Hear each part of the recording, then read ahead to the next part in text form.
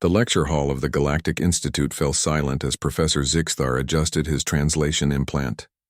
Before him sat 200 of the galaxy's brightest xenobiology students, representing 47 different species. Today's lesson would challenge everything they thought they knew about habitability.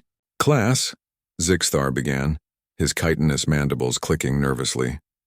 "Today we study the most dangerous Class 12 Deathworld in known space, planet Earth." A ripple of anxious whispers spread through the auditorium. The Vexrani student in the third row went pale, her crystalline skin dimming noticeably. Everyone had heard the stories. "Let us begin with the basics," the professor continued, projecting a hologram of a blue-green planet. Earth's gravity measures 9.8 meters per second squared, nearly double what most civilized worlds consider survivable. The atmospheric pressure at sea level would crush a Deltharian in seconds. He paused, letting that sink in. But that's just the beginning. Earth's oxygen content sits at 21%. For context, anything above 15% is considered a fire hazard on most worlds. The humans literally breathe rocket fuel. A Clythe student raised 3 of her tentacles. "Professor, surely no sentient species could evolve under such conditions." "Ah, but they did." Zixthar's eyes gleamed with something between horror and admiration. "Let me show you their predators." The hologram shifted, displaying various Earth creatures. The class recoiled collectively. "This is what humans call a bear. It weighs 600 kilograms, runs at 55 kilometers per hour, and can decapitate prey with a single blow." Humans encounter these while camping, a recreational activity where they voluntarily sleep in predator territory. The Vexrani student looked ready to faint. "This," Zixthar continued, "is a mosquito. Smaller than your smallest claw, yet it has killed more humans than any other creature on their planet.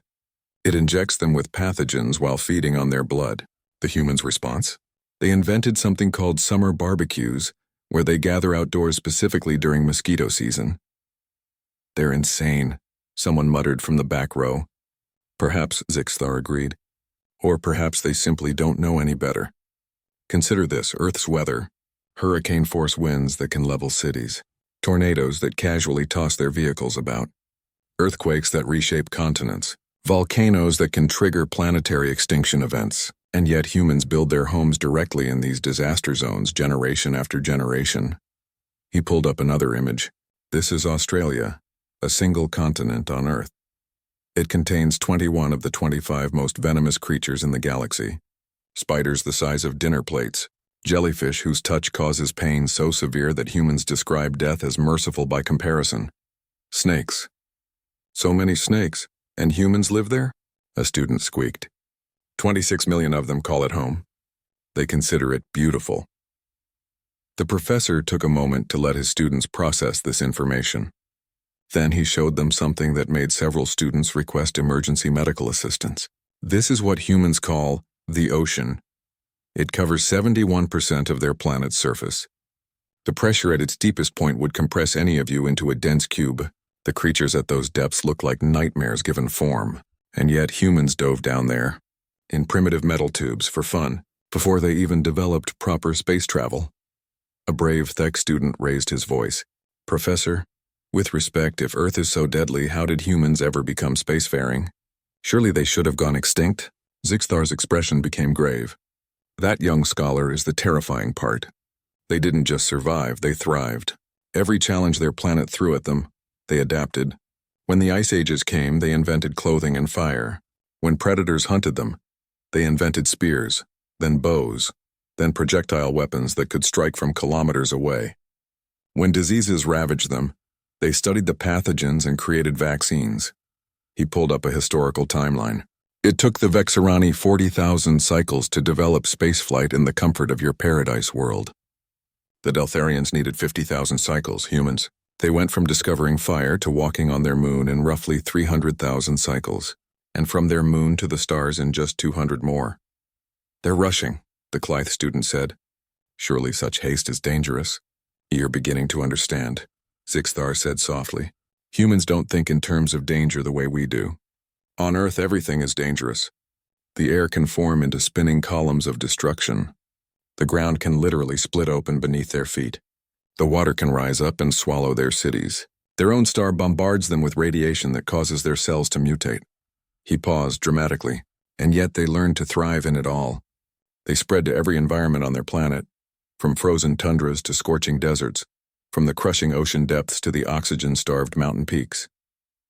Places where any sensible species would perish, humans call home.